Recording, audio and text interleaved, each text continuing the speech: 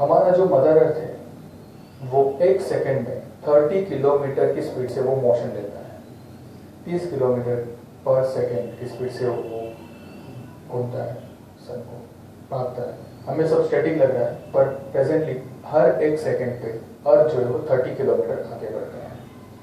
वैसे ही बाकी के जो प्लैनेट्स हैं वैसी ही स्पीड से या उससे डबल ट्रिपल स्पीड से वो मोशन में है। तो जब कोई प्लैनेट और अर्थ दोनों जब मोशन में होते हैं तो दोनों के मोशन की वजह से कुछ मैग्नेटिक वेव्स क्रिएट होते हैं, और ये मैग्नेटिक वेव्स दूसरे प्लैनेट के और अर्थ के, ये दोनों के असर हमारे ह्यूमन लाइफ में होता है।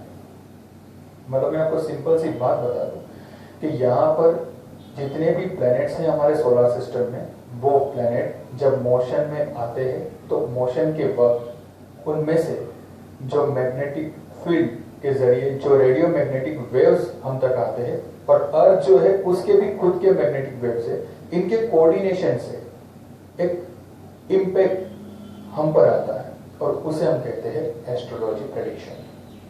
तो ये बात तो ध्यान में रखना है कि प्लैनेट्स जब हम एस्ट्रोलॉजी कर रहे हैं तो साइंस के हिसाब से चलेंगे। Planets are the solid masses, तो वो उसमें कोई जान नहीं है, उसमें कोई भी चीज नहीं है।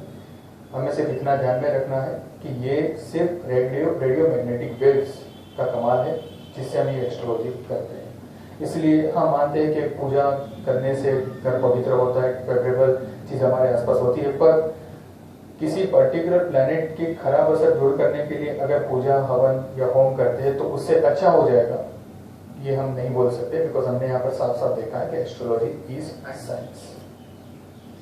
अब जब बात होती है एस्ट्रोलॉजी की, तो एस्ट्रोलॉजी की जब बात होती है तो कुछ चीजें हमारे सामने आती हैं, और वो चीजों में आते हैं 9 प्लैनेट्स, 12 साइंस,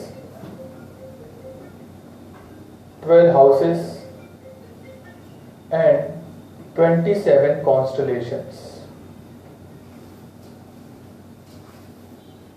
एस्ट्रोलॉजी,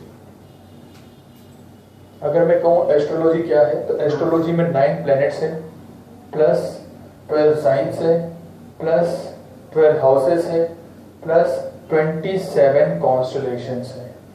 अब ये जो 9 प्लैनेट्स है, एक्चुअली में हम 12 प्लैनेट्स मानते हैं केपी के अंदर, वेस्टर्न एस्ट्रोलॉजी के अंदर। प्लूटो निकाल दो तो 11 है।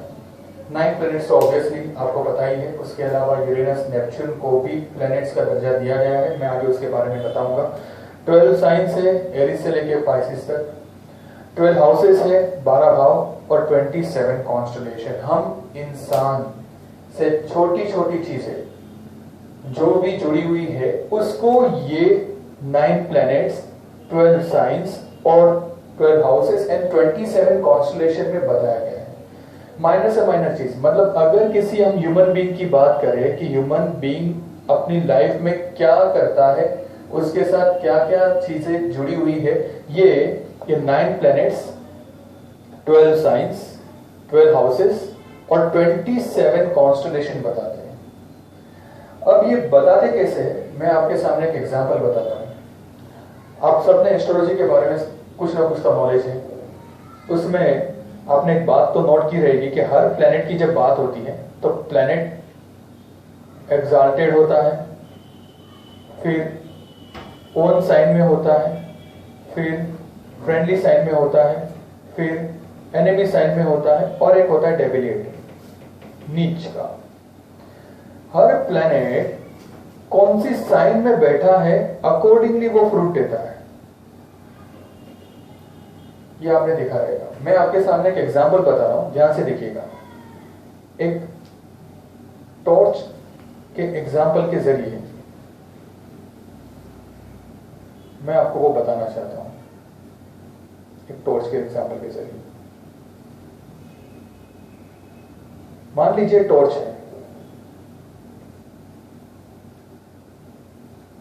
ठीक है। ये टॉर्च में ये बल्ब है, ये जो बल्ब है ना वो एक प्लैनेट है, ठीक है। ये है मदर अर्थ, ठीक है।